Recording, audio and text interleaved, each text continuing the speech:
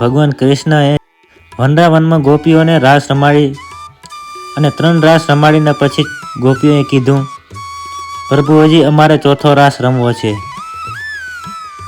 અને ત્યારે ભગવાન કૃષ્ણએ કીધું કે અત્યારે નહીં, પછી ગમે ત્યારે હું આવીશ અને તમને ચોથો રાસ રમાડીશ.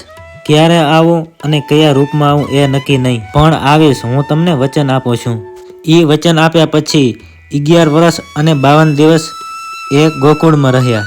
પછી ભગવાન કૃષ્ણ મથુરામાં ગયા અને કંસનો વધ કરી અને પછી મથુરામાંથી દ્વારકા ગયા. અને પછી 128 વર્ષ પછી ભગવાન કૃષ્ણએ આ દુનિયામાંથી વિદાય લઈ લીધી અને 5000 વર્ષ વીતી ગયા. અને 5000 વર્ષ પછી એમ કહેવાય છે કે આ કચ્છની પવિત્ર ધરતીમાં ઢોલીના રૂપમાં ભગવાન શ્રી કૃષ્ણ આવ્યા હતા.